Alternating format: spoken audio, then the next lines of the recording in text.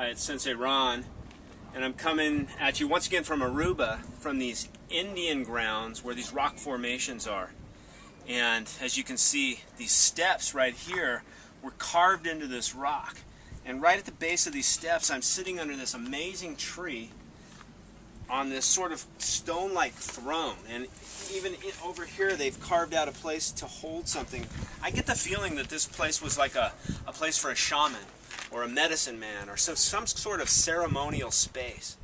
In any event, the place is very powerful and yet very peaceful at the same time.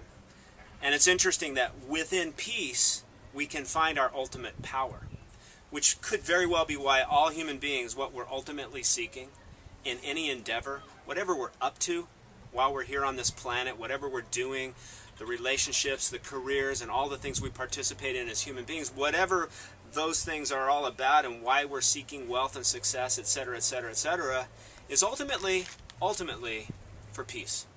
Because isn't it true that if you were happy and successful and wealthy and thriving and in a successful relationship, that ultimately that would bring you happiness and that would bring you fulfillment and joy, and then ultimately you'd be at peace. And so within peace can be found our true power. And this place reminded me of that teaching, that within stillness we can find peace, and within the peace we find our true power. So it might be a good idea then to look at all of your behaviors, positive and negative, realize that the behaviors are not you, that they're serving some part of you. Even if they're a negative behavior, they're trying to serve you in a positive way, ultimately to seek some sort of peace for you. You can remember that about you. You can remember that about your fellow human being, that you may hate the behavior but not the person, because the behavior is not the person.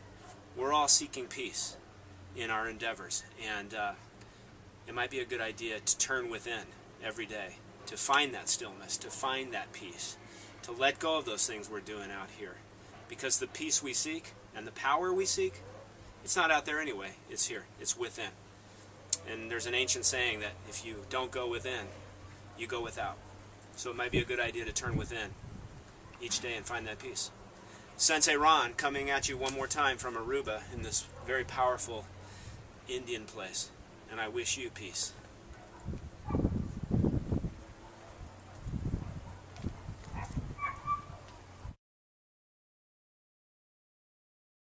Hi, it's Sensei Ron, and I'm just leaving this Indian place, this Indian spiritual place here in Aruba, and I just recorded that little recording on peace. What I want you to know is, on the way out, I saw this sign here. I'm going to read it to you, and I was just reading this sign. This was after I recorded in there what I recorded on peace and power.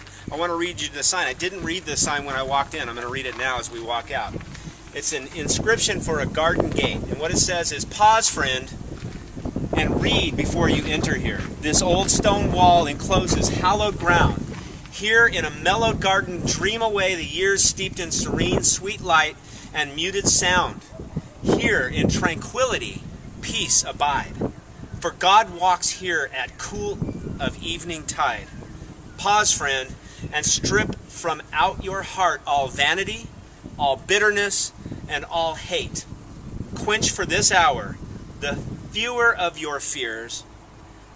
Then treading softly, pass within this gate there, where the ancient trees await, hushed and dim. May you find God and walk a while with Him." These gardens are entrusted to the courtesy of the visitors here at Aruba. Isn't that beautiful?